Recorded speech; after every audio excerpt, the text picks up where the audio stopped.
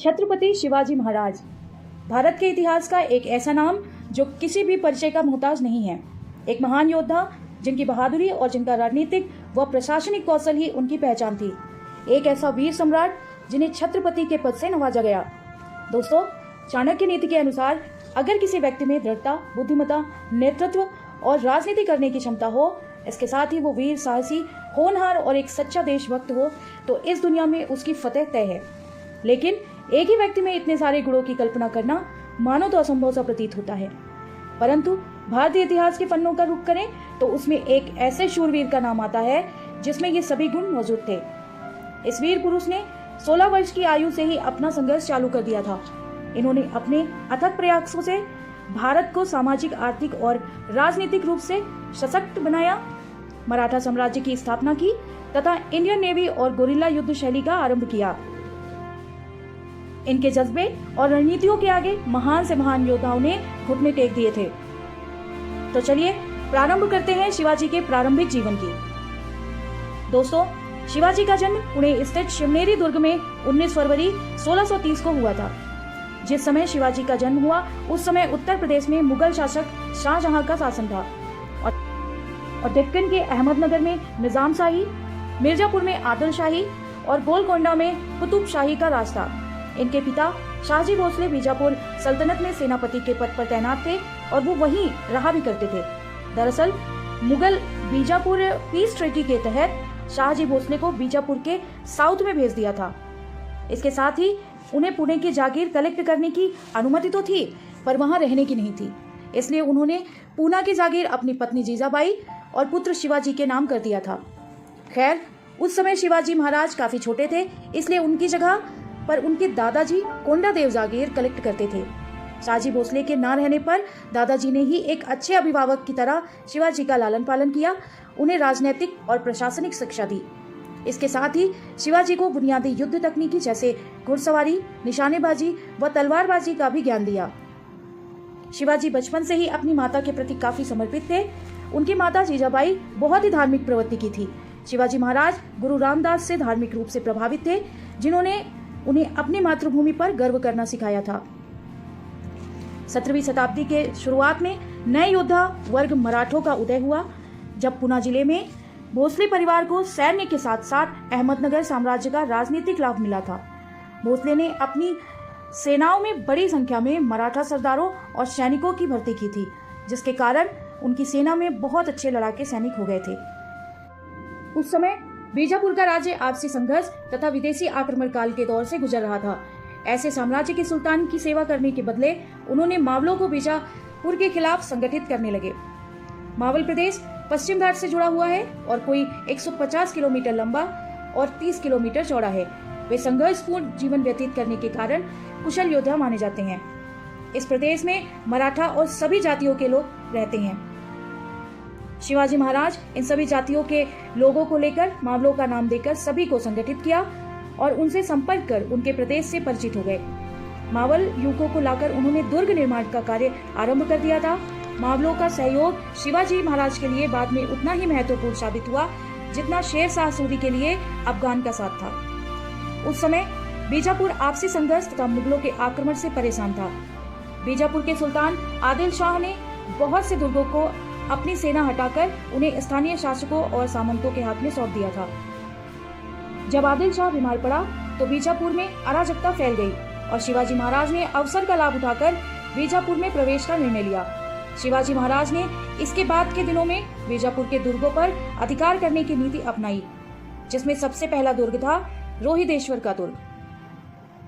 दोस्तों, शिवाजी के जीवन में बहुत सी महत्वपूर्ण घटनाएं हुई हैं, जिनके बारे में हम आपको थोड़ा बहुत बताने का प्रयास करते हैं। तोरना की विजय, ये मराठाओं के सरदार के रूप में शिवाजी द्वारा कब्जा किया गया पहला किला था। उन्होंने ये जीत 16 साल की उम्र में हासिल कर वीरता और दृढ़ संकल्प से अपने शासन की नींव रखी थी। तोरना की विजय ने शिवाजी को रायगढ़ और प्रतापगढ़ फतेह करने के लिए प्रेरित किया और इन विजयों के कारण बीजापुर के सुल्तान को चिंता हो रही थी कि अगला नंबर उसके किले का हो सकता है और उसने शिवाजी के पिताजी शाहजी को जेल में डाल दिया। प्रतापगढ़ का युद्ध, प्रतापगढ़ की लड़ाई महाराष्ट्र के इतिहास की सबसे महत्वपूर्ण लड़ाइयों में से एक है। ये महाराष्ट्र के इतिहास की सबसे रोमांचक घटना मानी जाती है। शिवाजी महाराज ने अफजल खान को मारकर और उसकी सेना को बुरी तरह से हराकर अफजल खान के रूप में स्वराज्य के खतरे को टाल दिया था। प्रतापगढ़ युद्ध की बात की जाए तो बात शुरू होती है 17वीं सदी से। ये वो दौर था जब उत्तर से लेकर दक्षिण तक भारत में अहम बदलाव हो रहे थे। भारत के पश्चिमी भाग में 3 इस्लामी सल्तनतें थी, अहमदनगर की निजाम शाही, बीजापुर की आदिल शाही और गोलकोंडा की कुतुब शाही। ये तीनों तो आपस में लड़ते ही रहते थे। उत्तर से मुगल इन सल्तनतों को अपने राज्य में मिलाने के लिए लगातार दबाव डाल रहे थे ताकि दक्षिणी भारत में उनका वर्चस्व बढ़ जाए। 1657 में दुनिया का सबसे अमीर बादशाह शाहजहां गंभीर रूप से बीमार पड़ा। उस समय डेक्कन में मौजूद औरंगजेब अपने वालिद की खबर पाते ही उत्तर की ओर कूच करता है। अगले साल उसके साथ बादशाहत आनी थी और फिर उसके बाद दारा शिकोह का सिर कलम किया जाना था। औरंगजेब जाते जाते बीजापुर के सुल्तान को ताकीद कर जाता है कि शिवाजी से सावधान रहना। दरअसल अपनी गोरिल्ला युद्ध शैली के दम पर शिवाजी एक के बाद एक किला फतेह करते जा रहे थे। ये बात ना तो ताकतवर मुगलों को हजम हो रही थी और ना ही डेक्कन की बड़ी सल्तनत बीजापुर को। उस वक्त बीजापुर का सुल्तान था अली आदिल शाह द्वितीय। सुल्तान अली आदिल शाह तब कम उम्र का था, लिहाजा राजकाज एक तरह से उसकी सौतेली माँ बड़ी बेगम साहिबा ही चला रही थी। उसे शिवाजी से बड़ी चिढ़ थी। उसने एक दिन दरबार में खास लोगों को बुलवाकर उनके सामने एक तस्तरी रखी जिसमें पान का बीड़ा था। उन खास लोगों से कहा गया कि जिसमें शिवाजी को खत्म करने की हिम्मत हो वह बीड़ा उठाए। दरबार में चुप्पी छा गई। बीजापुर की बड़ी सेना के बावजूद शिवाजी से टकराना बच्चों का खेल नहीं था। तभी एक लहीम शहीम शख्स सामने आया और उसने बीड़ा उठा लिया। वह था अफजल खान। इतिहासकार जदुनाथ सरकार अपनी किताब शिवाजी एंड हिज टाइम्स में लिखते हैं, अफजल खान ने बीजापुर के दरबार में डींग हाकी। शिवाजी कौन है? मैं उसको यहाँ जंजीरों में बांध कर लाऊंगा और इसके लिए मुझे अपने घोड़ों से नीचे उतरने तक की जरूरत नहीं है। अफजल खान ने शिवाजी से मिलने के लिए अपने सारे तरीके अपनाने शुरू कर दिए। दोनों एक दूसरे को संदेश भेजने लगे।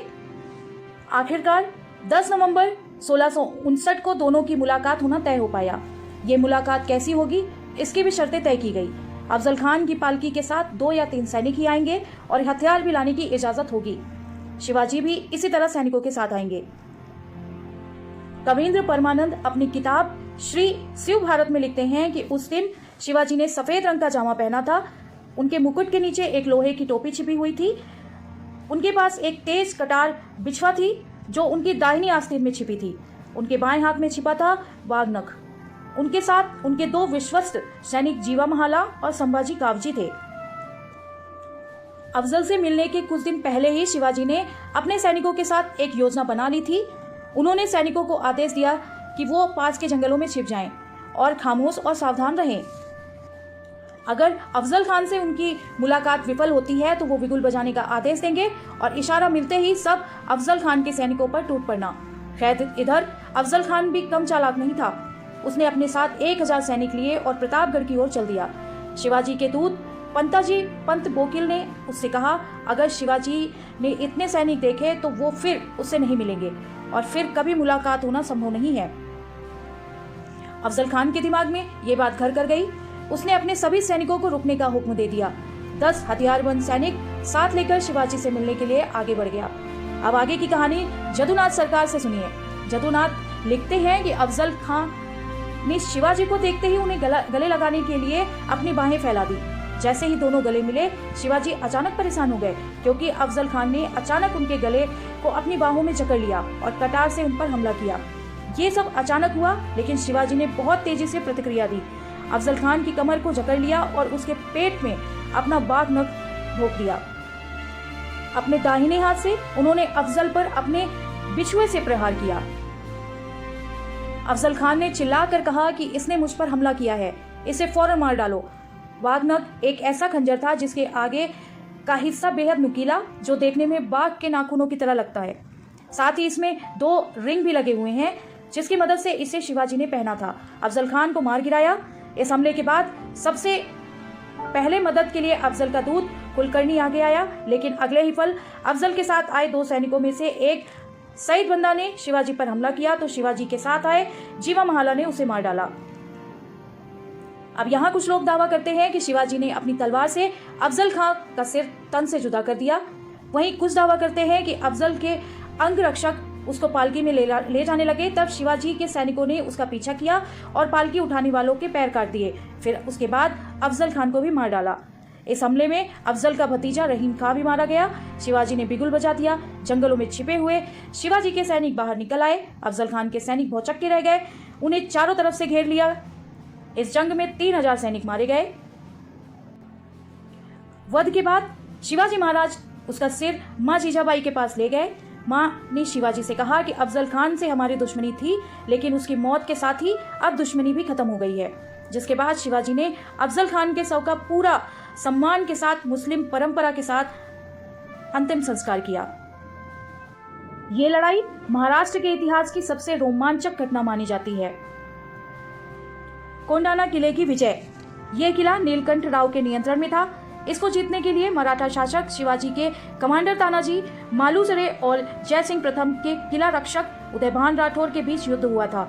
इस युद्ध में तानाजी मालुसरे की मौत हो गई थी, लेकिन ये मराठा किला जीतने में कामयाब रहे थे।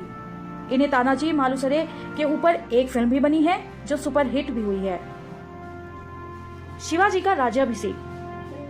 1674 ईस्वी में शिवाजी ने खुद को मराठा साम्राज्य का स्वतंत्र शासक घोषित किया और उन्हें रायगढ़ में छत्रपति शिवाजी के रूप में ताज पहनाया गया था।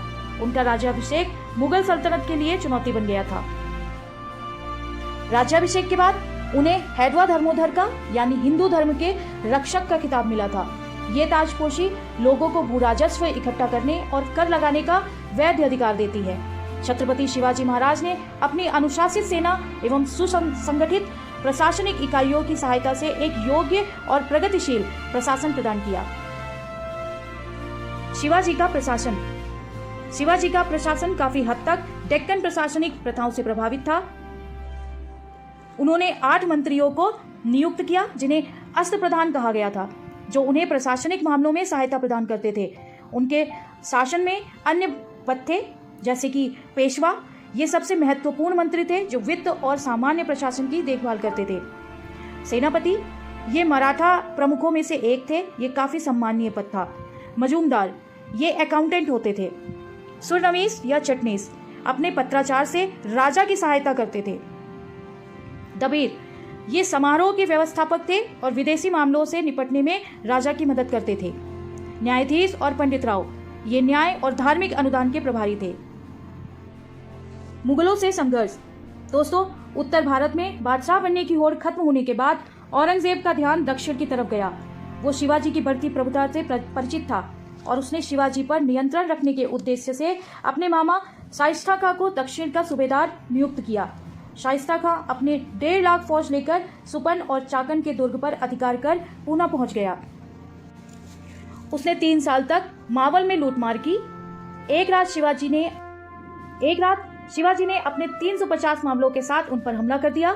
शाइस्ता तो खिड़की के रास्ते से बच निकलने में कामयाब रहा, पर उसे इसी क्रम में अपनी 3 उंगलियों से हाथ धोना पड़ा। शाइस्ता खां के पुत्र अबुल फतेह तथा 40 रक्षकों तथा अनगिनत सैनिकों का कत्ल कर दिया गया। यहाँ पर मराठों ने अंधेरे में स्त्री पुरुष का भेद न कर पाने के कारण खान के जनान खाने की बहुत सी औरतों को मार डाला था। इस घटना के बाद औरंगजेब ने शाइस्ता को डेक्कन के बदले बंगाल का सूबेदार बना दिया और शाहजादा मुअज्जम शाइस्ता की जगह लेने के लिए भेज दिया गया।